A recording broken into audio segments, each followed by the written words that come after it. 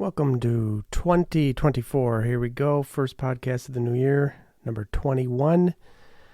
I couldn't find any catchy little music or anything to play behind this intro because really what music do you use or sound effects for New Year's? I couldn't think of anything. Let's get going right away here. I'm going to be adding a once a week video to this format probably next week, so look for that. And then I'm going to begin a little bigger push on the social media and all that. So you may see some changes coming and some new things. I got some great reviews to do and whatnot. So we're going to go over some racing stuff. There's interesting profile. I did some research on Luca Swarzpower and some great cyclocross stuff that has happened over the last few weeks. And I got a couple of my favorite products that I've bought over the last year. I didn't buy too much, but there's a couple of things I really liked. So let's get rolling. Number 21, here we go. This is Short Travel Magazine. Short Travel Magazine.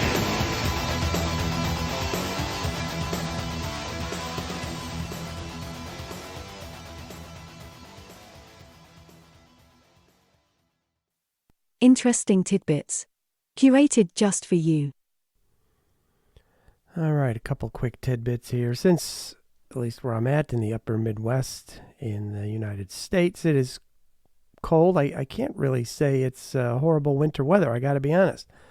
It's been in around the 30s and 40s, even upper 40s, pretty much all the way until now. So I'm sure we're going to get completely hammered in the next couple weeks, because every time you think, oh, it's been so warm out and what a great December and January, and then we get about 5 feet of snow all at once and miserably cold, sometimes all the way into April. So I should have been out riding a lot more than I have. I've pretty much stopped riding outdoors, mainly just because of the holidays and Christmas and a little bit of laziness. So I've been doing some of my Zwifting. I've been doing that for many years, I don't know, 5 years now maybe.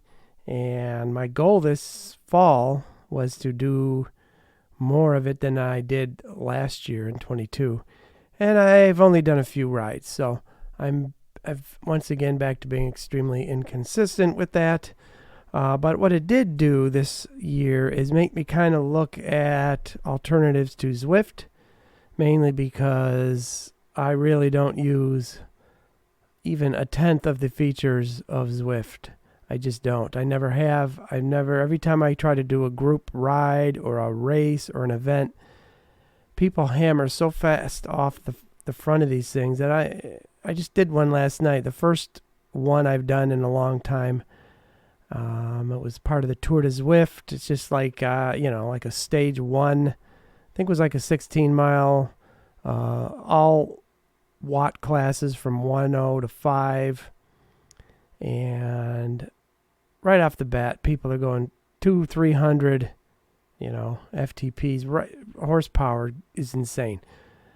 And I just thought that doesn't, I don't like doing that. It's not how I prefer to do I just like to kind of get a good 15 to 20 minute warm up and then just kind of vary it. I'm not looking to get into Tour de France shape with my Zwifting, so I really don't use it pretty much at all. So it got me looking at a few other alternatives. Full Gas is one that I've tried, Ruvi, and what really caught my attention was a new free one called MyWoosh. You may have seen MyWoosh be mentioned. They kind of took over from Zwift as the World Championships platform. Clearly, they just dumped a cash load of money to become the platform of choice because it's a free program right now. It's kind of in the beta form from what it looks like. And I thought, you know what? If it's free and I really just need something to basically track my time in miles, I don't do any of the social stuff. I don't do any of the messaging. I don't do any of the groups. I don't do any of that stuff. I just want to, look at something while I'm pedaling. So, and it's free. I don't need to blow $15 a month on Zwift if I'm not using it.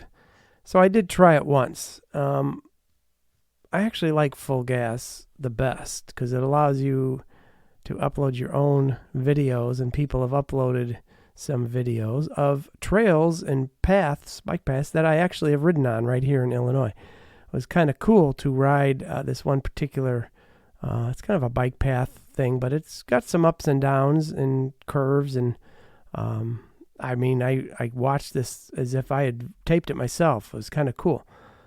But it didn't really, didn't really matter that much. I was on a free trial. But I believe it's the same price. Most of these things have now kind of settled on $15 a month seems to be the going rate. So I was looking, hey, if something's a few bucks cheaper, I would have tried it out. So MyWoosh comes along, hey, it's free, right? So I immediately found the same issue I have with a few of these others is that they do not have Apple TV versions. You have to run it off of your phone. Sometimes not even off your Mac. I'm a Mac computer guy. Some of them don't even have Mac versions. It's basically your iPhone, iPad, or Android, or PC.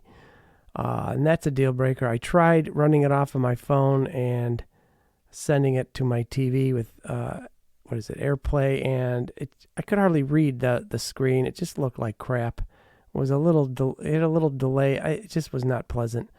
I will give Zwift credit where it's due. They've got all the platforms covered very well. I've been running on an older Apple TV 4K, and it runs perfect. So that leaves full gas and a few others. So I'm going to go back and do a fresh look. Since you can pause or cancel Zwift and restart it again, I may just try one of these other platforms where it's based mainly on just actually writing and not being part of events and groups. So curious as to what MyWoosh is going to end up like. There's no way it's going to be free forever, I'm assuming. So we'll see what happens. I didn't particularly like it anyway. Some of the places that you're riding are, I'm not trying to be a wise guy or a racist or anything, but they're Middle Eastern writing all over that. It just felt very strange. I just wanted, normal, generic. I do give Zwift credit. They have generic desert scenes and forests and all that type of stuff. So that's really what I'm looking for. Maybe that's just because, MyWoosh isn't for me right now. But it is tempting with the free option. So anyway, that also leads me to, I would love to know if anybody, I've read some reviews, but the Kicker Move has got me extremely intrigued because of the ability to rock side to side a little bit. A fair amount from what it looks like in the videos I've seen. And of course, front to back. I'm not so worried about front to back. I would love a little side to side movement. And I may try rigging up my own kind of rocker plate thing. I actually have mine. I'll show you this in a video. I have my Kicker and my Kicker Climb mounted to a plywood platform that I built myself. And I installed these 4 caster wheels with these foot levers that typically you'd put on a workbench. That's what they're designed for. They're casters with a foot pedal that you can step on, and it will raise the object up off the ground so you can roll it around, and then you flip the levers and the feet fold up, and now the thing is sitting on the ground. So it worked great. I built these little legs. If I want to move my entire Kicker bike thing, I can unplug it, flip these 4 levers, and the whole entire bike thing rolls around on wheels like a shopping cart. It's really cool, and it got me thinking, hey, it wouldn't be that much more work to put some type of foam balls or something under it and kind of give the whole platform kind of a little bit of movement. But I really got my eye on a Kicker Move. I was hoping they might do some discounts on them, over the holidays, and they did not, and they're very expensive. My old Kickers has always been making some weird noises the last couple years, and Don't think it's really worth much anymore. I think it's a version 4 maybe. Still works. It's just kind of makes some flywheel noises, and I'm in no desire to rip the thing apart. Long out of warranty. So I may end up with a kicker move if the weather turns crappy and I really need to spend more than 45 minutes to an hour 2 or 3 days a week on it. But anyway, that's it for that. Let's get into some racing stuff here real quick. Racing news and views. All right, first off, USA Cycling membership, which people who don't race probably don't know or care what that is, but you all know who USA Cycling is. Basically any event, and it's mainly seems to be road races and some cyclocross races are of course require a USA Cycling license, which I used to have. I've off and on had these yearly membership things going back to the early 90s when Norba started and all that stuff. So I haven't really, aside from 2 years ago, I went ahead and joined for, I think it was $79 or $100 a year. And the only reason I did that is because I was going to do a whole bunch of mountain bike and cyclocross races. I calculated out there was a $10 one-day pass that you tacked onto all your race fees. And I did some math, and I was going to do around 6 mountain bikes and 4 or 5. So I went ahead and just did it just to save me the hassle, and I could write it off. So I did that, but then they jacked the price way up. It was like $150 or something, and now it's $15 for a one-day race. This was just a few years ago. It was $10 a day, two years ago maybe. So I'm like, geez, that's 50%.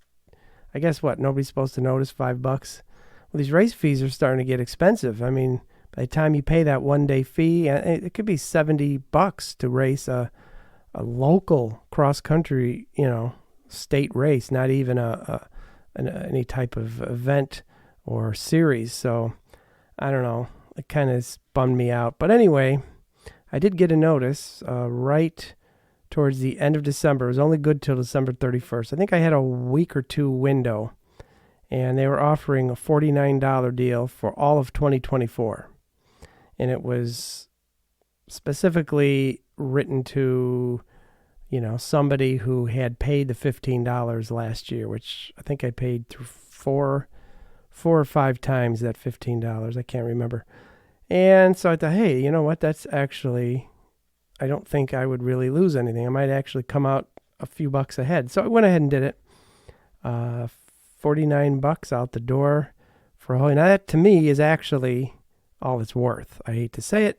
I know they have expenses and all that. It's part, they blame, not blame, but they mention the Olympics. They're the ones in charge of sending our. I get it. $50 is nothing nowadays for a whole year, but so I did it. So I don't know if you get that notice. It's over now, but if you got that notice, that was probably the best deal you'll ever get on an actual racing license. All right, let's talk some cyclocross real quick. I don't know, now that GCN Plus is dead, I have not found any simple way to watch these live cyclocross races like I used to. Now I found a YouTube channel, actually 2, that will show the actual live streams of these races in real time. However, there's no commentary of any kind. And it's already, I'll be first to admit, kind of boring to watch, a cyclocross race where somebody gets out in front for 8 laps over the course of an hour and almost nothing happens behind them without some commentary. I need I like Jeremy Powers, the American cyclocross hero. He knows a lot of stuff, so I like the commentary. So I've paid nothing. I can see them, but they're painful to listen to and watch. But I did find another channel where it's 1 to 2 days later, they will post the full race with the commentary, the same commentary that I was getting on GCN Plus. Question, but then they go, well, it's not live. It was always kind of fun to watch it like while it happened. So anyway, I've watched most of them. I just kind of fast forward through a lot of the middle. But if you haven't, Holst is one of them. That's one of the big races. The courses that some of these dudes are racing on are insane. I mean, it almost makes cross-country courses look like a walk in the park. You add and the sand, some of these hills where you have to shoulder your bike and walk up the hills are almost straight up and down. I mean, I don't know, the bike handling skills of these dudes on 28 mil tires, tiny little knobs is actually remarkable, I have to say. But they're great to watch. Now, some of them, the earlier ones in the year, were kind of flat and boring, but you get in a good dose of rain and mud and the incredible sand dunes that some of these places have, and it's been incredible. Now, of course, Van der Poel is so far ahead of everybody else. I'm not even sure what to think of it, to be honest with you. In fact, I think I saw a headline today. He won his 12th in a row. He's won every single race he's entered, if I'm not mistaken. And old Wout van Aert, who last year was kicking his butt pretty reliably, he's looked almost normal. Second, third.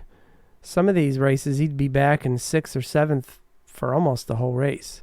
So, I don't know what Van der Poel did or is doing, but if he's really like that right now, his dream of double Olympic gold with the road race and the mountain bike race doesn't actually seem that far-fetched anymore.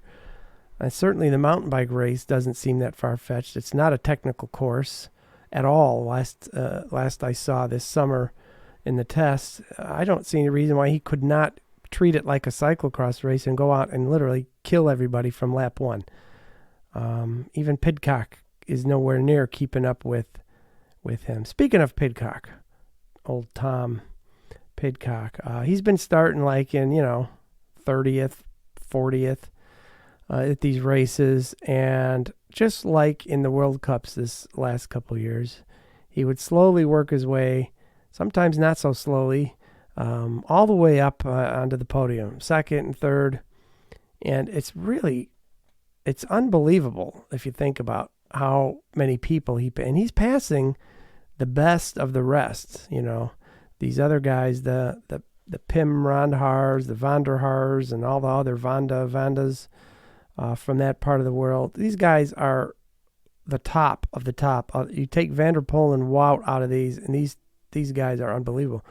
And he ends up passing them all. And I don't know, maybe on a mountain bike course, a Pidcock and Van der Poel Olympic Games might be amazing. That's and then you got the other regular mountain bikers. So I don't know. It's going to be a great Olympics. I hope Van der Poel kind of gets things together and figures out a way to give it his all. I just like that guy. He's my favorite cyclist in many, many years, as is most people would probably agree. I just like the way he goes about it. So let's move on from enough about that. Let's talk mountain biking. Let's talk about Luca. This is all about Luca. My name is Luca. Isn't that a song from the 90s? Luca Swarzpower, or Swarzpower, I think is how they say it. The dude just resigned for Canyon for 3 years again, which not surprising. They'd have to kind of be nutty to let him go. But it got me thinking, he kind of showed up out of nowhere. All of a sudden, he's, kind of at the front of short tracks. And everybody started going, hey, who is this dude? And he's definitely a short track kind of specialist, but it's clear that's not his goal. He wants to win the long races too, and that's pretty cool. He came pretty close. So anyway, I pulled up his data in race results, and they kind of have, he's 27, which actually seems about right because he's been around. But he started racing in 2013 as a junior. And 2013, 2014, in fact, he actually won the European. Well, he won World Cups as a junior. He had a great, but the under 23 years are a little foggy, and I'm not exactly sure why. In fact, in 2013, 2014, he had some good results when he was young. And then 2015, he had 0 results. In 16 and 17, he had almost nothing going on. Not exactly sure. He's ranked like 268th in 2016 with only 130 points. 130 points means he hardly raced any official. In fact, 2015, he's ranked almost 800 with only 30 points. That tells me he didn't really race. Those are the under 23 years. 2018, he did a little better. He's ranked 99th. 2019, he's ranked 69th. 2020, he's ranked 65th. I mean, these are not, those are great for like kind of a local dude. In 2021, he was ranked 28th. So it was really 22, where he's ranked 16th and he had 1,000 points. And then, of course, last year, he ended up ranked 4th and he won all kinds of races and things. So, I don't know. He's probably right now my favorite mountain biker. I just like the way he does things. So the fact that he's going to be on Canyon for 3 more years, I think, is a good sign. He's got as good a shot as anybody at winning some World Cups in 2024, if his last year or two are any indication. So Luca Swarzpower is going to be my racer of the month. I just invented that right now, but I just like the dude. And I can't wait to see what happens next year. So good on him for getting 3 more years. I think that's what he might need, is some consistency. And I like that he's still has no dropper post. Let's see if he changes that. He's mentioned that he could potentially use one. So let's see what happens. One other thing about team changes, while we're talking of Luca and teams. I don't know if anybody noticed, but there's been virtually no team changes. I mean, very minor things from some people who are kind of farther down, probably in the top 50. A couple here and there, but I think my theory is, being an Olympic year, they wanted to get their athletes locked up like in 2022, do at least a 2-year contract, maybe some of them do 3 years, and then maybe in 25 is when you'll start seeing. You may see some retirements. People are talking about Nino retiring finally. I don't know if that would happen. He's still better than almost everybody else on any given weekend. So I don't know. But I think, 2025 is going to be the interesting year for teams. There may even be a few teams completely going under. I don't know if anybody's paying attention. The downhill and the enduro world is, it seems like half the teams have completely just disbanded, or the big teams have gotten rid of their longtime riders. Hasn't happened on the cross country side at all, but I bet next year is when it will be kind of doomsday in that regard. I hope not. So let's talk some gear real quick here. Changing gears. More new stuff we don't really need. All right, let's talk gear. Canyon. Since we're talking Luca today, we'll make it a Canyon themed podcast. I was going to, or at least I was seriously considering buying a Canyon Lux World Cup bike earlier in the year. I had some major issues with my suspension and lockouts, and I decided, you know what, I'm just going to get rid of this thing and buy a new bike. My bike is a 2016, and the suspension on it actually came out in 2013. So at this point, we're looking at essentially 10-year-old technology, which still works.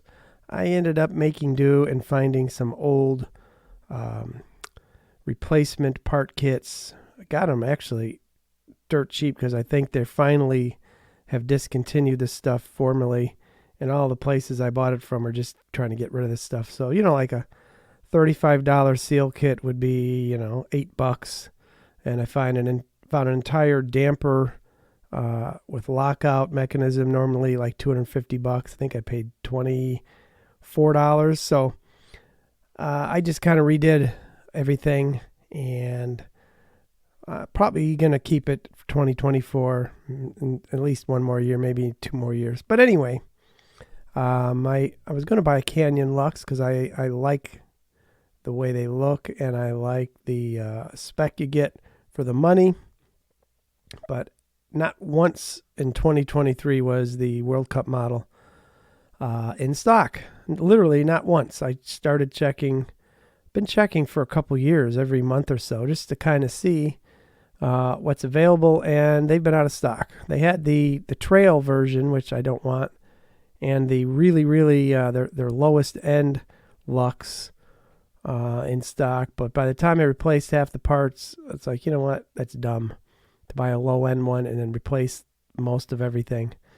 So I got a notice the other day that the Lux World Cup is in stock again. And sure enough, I assumed the reason they never got them out in 2023 is because they couldn't get the components, or they were waiting for SRAM's new Axis transmission, because that is, of course, for the 24 and many 23 bikes. That was what they all moved to.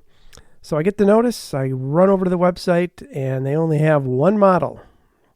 Not the high-end one. That's still missing in action, and it shows a picture of at least 2-year-old bike. So I don't know what's going on there. But the CF8, which is, I believe, they're kind of middle of the road, is in stock. At least it was, still in stock.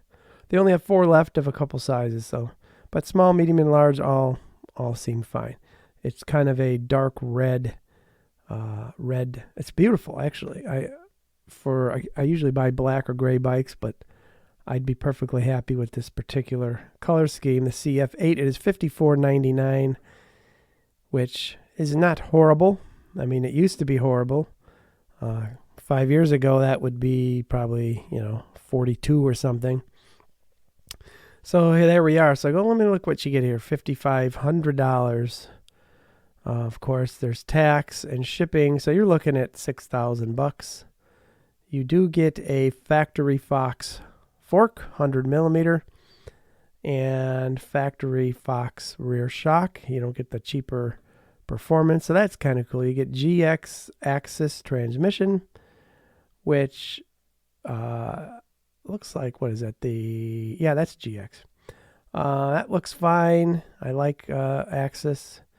You get a rigid seat post, which for me is good. For many others, it's like a crap. I got to spend another couple $100. The wheels are the XMC 1700. That's not exactly. Those are like $350. I just saw a pair of them on some website, kind of a blowout for $350 a pair. So I like that they're DT Swiss. I'm a huge fan of their wheels, so I would be happy with that. I do have a pair of carbon wheels, DT, that I would just swap on there. Unfortunately, it has SRAM brakes, which I'm no fan of. But overall, for $6,000, I don't think I'd have to replace really anything. Maybe the wheels on race day. And it's got an ergon saddle, ergon grips, so I'd be happy with that. So I don't know exactly what to do. If I am going to buy one, $5,500 seems reasonable. The Trek Super Caliber would be my local pick it up at a bike shop option, and I believe they're at least $6,000. And with 75 mil of travel and a crappier fork. So I don't know. The Specialized Epic has been around now. It seems like they're about due for a new one. So I'd be looking at it for $5,000 to $6,000. And I don't know. The build is not bad, but still, it's a lot of money.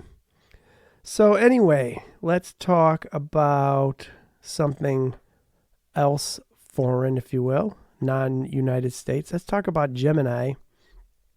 They make carbon bars and some carbon wheels, I believe, just carbon stuff.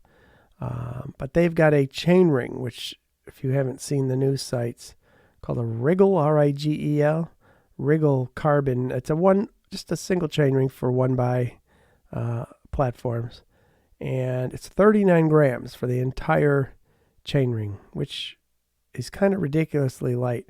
But the thing that caught my eye, I would never in a million years put a carbon chainring. These are the type of products that Danger Home and these other YouTube guys who build up these ridiculously expensive weird bikes just to get, attention, if you will. That's something they would use. But this particular chainring claims not only is it 39 grams, but it's got a piece of aluminum sandwiched in between it. So if you should check this out, go Google Gemini RIGEL wriggle. It's a wonderfully smart idea. They've got, inside is like a spine of aluminum, and then the carbon is wrapped around it. That's nothing unusual. There are a lot of components over the years have been aluminum with carbon wrapped around them, but the teeth are exposed on just the inside edges, not even the tips, really. Looks like they're, and not from the side, you would never see the aluminum, but just the parts that actually touch the rollers of the chain. There's some really hard aluminum sandwiched in there, so the wear and tear would be kind of pushed into the aluminum part of the ring, and the teeth are just for guiding it around as it spins. So it's pretty clever. Now here's the best part. Now normally I'd look at this stuff and go, oh God, it's going to be $328 for a stupid chain ring, when you can get much cheaper a wolf tooth or something. But the price is what blew my mind, especially for something that's patented and unique. It is, I believe, $150 US dollars. Of course, it's in pounds and euros and what is it? I don't know. It's on $180. It's actually reasonable. And I say reasonable because if you've priced out any of the new SRAM transmission T-type replacement chain rings, they're $150 now. I mean, I used to pick those up. I've got a whole workbench drawer full of SRAM chain rings that I've bought over the years, different sizes. I got 28, 30, 32, 34, and then I've got a couple replacements I bought when they started to wear out. I paid $50 to $65 for those things. And then the SL versions came out 3, 4, or 5 years ago, and they were up to like $80. I'd go buy them on eBay for $50. Well, the new ones are well over 100 now. They're like 100 and a quarter. So you think about that, you go, you know what? That's just a chunk of aluminum, machined out. I'm sure they're beautifully made and all that, but this is something that not only is unique looking and ridiculously light and solid. There's no cutouts or anything. It looks really cool. It's raw carbon. But they're claiming longevity is actually superior to pure aluminum. So this is one of those weird things I might actually buy someday if I'm bored and got some bike budget left. So that's kind of cool.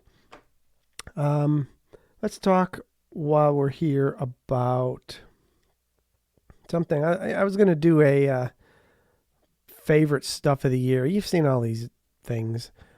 Bob Smith at Bike Rumor says, here's my 10 favorite things. And you look at him and you go, oh my God, it's a jacket. I like these gloves. I found this fruit drink powder. That's great. And yeah, whatever. That stuff is so, I look at some of that. I go, who gives a crap? That has no bearing on anything. And a few of them I saw recently. I sound like a whiner. I get it. But everybody, there's 10 of these on every site every year. So-and-so's favorite things of the year, and you go read them. They've gotten so bad that most of them, a lot of them anyway, were not even bike parts or bike related or cycling, or it was like, here's some music I liked. Here's a place I went to that was neat. Here's to mental health. It's like, wait a minute here. This is just your personal kind of list of stuff that you like. Okay, I don't need that. Call me heartless. That's fine. I have my own things I'm worried about liking and not liking. So I'm going to go with my couple things that I was surprised by. How about that? And there's only 3 of them. First of all, axis shifting I bought the Gen 1, the old original Axis 12-speed on my cross-country bike, and I put it on around, I think it was around June or July. It was marked down fairly drastically. I believe the cassettes were always the problem for me. I'll be honest with you. That's why I never upgraded to 12-speed. I upgraded and sold it all like 2 days later, right when Eagle came out, the mechanical Eagle came out. It was just too much money, and it wasn't different enough from what I had. But I got a good deal at these $450 cassettes. I think I paid $218 for them, brand new. So I bought a couple of those, and then I got the upgrade kit, the shifter, rear derailleur, and whatever else, battery charger. I think the XX1, the top of the line, I think I paid $780 or $800 for the whole thing, down from, I don't know what it was, $1,200 or $1,300. So I felt like I got, it's still a lot of money, but it wasn't a completely horrible, shockingly amount to upgrade. And I got to be honest with you, I instantly got used to it, and I would never go back, I don't think. It worked exactly how I hoped it would. It was perfect. Shifting is always perfect. I don't care what anybody says. Maybe I got lucky with my setup. I just followed the instructions. It has been the last 6 months of the year, the last races I used it on. I remember thinking right in the middle of the race, this is amazing. If I could just hit click, click, click, click 4 times, and I don't even have to think about whether I hit it just right, whether I'm in between a gear. It might have clunked. It still makes the same clunky noises, but I never once had an issue where it didn't shift correctly and perfectly. So that was a huge win for me.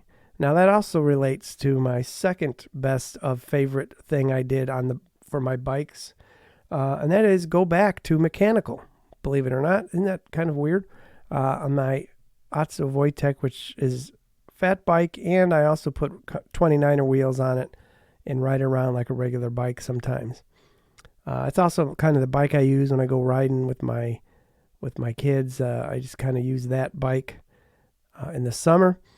But I went in and bought a whole nother set of Axis and put it on that bike for a day, and immediately realized I actually did not want it on a bike that is going to be put through the winter, because I really didn't want to deal with batteries in cold weather. And I kind of missed mechanical shifting. So I put my 11-speed back on, sold I had an XO1 upgrade kit, and again, a couple cassettes, because I have like 3 sets of wheels for my other fat bike, so I needed 3 cassettes. I had that all dialed in and sold it all and went back to 11-speed. SRAM X1, XX, whatever it is, X1, I don't know. Went back to it. Now, my main issue for going to 12-speed was that I wanted a little more climbing gear, and 12-speed made sense.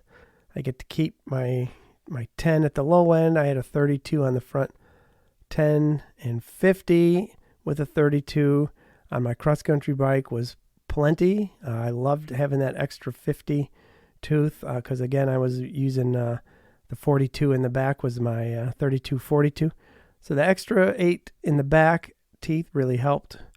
But I threw a 28 tooth chainring on the front of my fat bike.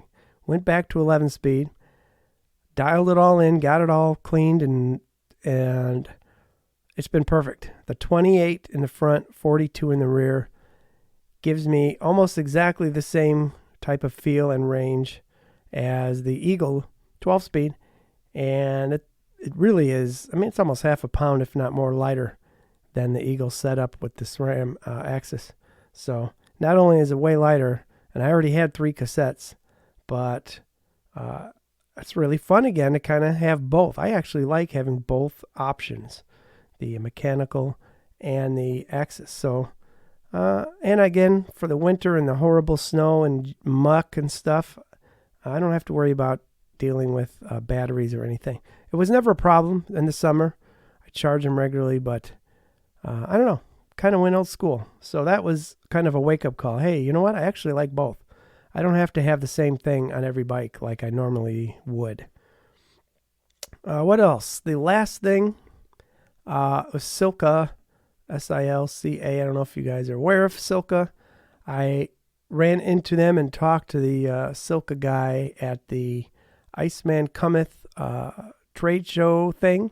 They had a great booth, and I always thought Silca was a European company way back in the day, and they're actually in Indianapolis, Indiana, which is probably 4 or 5 hour drive from me. So I didn't realize they were a Midwest company, but I don't want to say they're mainly roadie based, but they seem to have a little more of a bent in that direction. But that's not bad. That's fine. But I wanted to try their sealant because I started seeing reviews about it, and they're saying how incredible it is. It's got little tiny carbon fibers. Now, I've been using regular orange seal for ever since I went tubeless, I don't know, 3-4 years ago, and never had any issues with it. It always has sealed up. I haven't really had any flat tires. I did have a weird situation on my fat bike where it lost all air on a ride with my kids. I was about 3 miles away from home, and I had just put on some fancy new lightweight carbon rims and didn't want to ruin them, so I pushed my bike for 3 miles. To this day, I don't know what caused that. It wasn't a leak, like a puncture. I don't know what happened. But anyway, but other than that, I've had no issues. But I just thought, you know what, I'm going to try this just to see. They gave, $6-7 off if you bought some at the Iceman event. So I bought a bottle, and the more I got to reading it and studying it and watching videos, I realized this stuff is kind of a superior idea. You use a regular sealant, and then you have a little bottle that's much cheaper, and you can pour it in as 6 months to a year later, and it kind of revives the whole liquid, and you can keep going with it. So for me, who's got multiple wheels and was always pulling my wheel down to put it on and realizing there was the sealant had dried up without any good way to check it, this seemed like a great idea. So I bought some, and I've used it now in 2 sets of wheels, and it's worked fantastic. You can't even shoot it through the valve seal because it will literally plug that up. So you have to pour it in with the casing popped off the rim, which I don't like that part of it. I like to put the tire all the way on and then fill up the sealant through the valve. But, I learned to adapt. But if I can really get 6 months to a year without having to put more sealant in, and just by using the little replenisher bottle, that could be kind of game changing. I will go through a lot less. Orange seal is not particularly cheap. I buy like the 8-ounce or 16-ounce bottles. It's getting up near $30 now for a bottle, and if you got to keep filling up, it adds up. So we'll see how that goes. So far, the way it's sealed up very quickly, and we'll see. But that's my favorite stuff of the year. And my goal this year is to not buy anything new.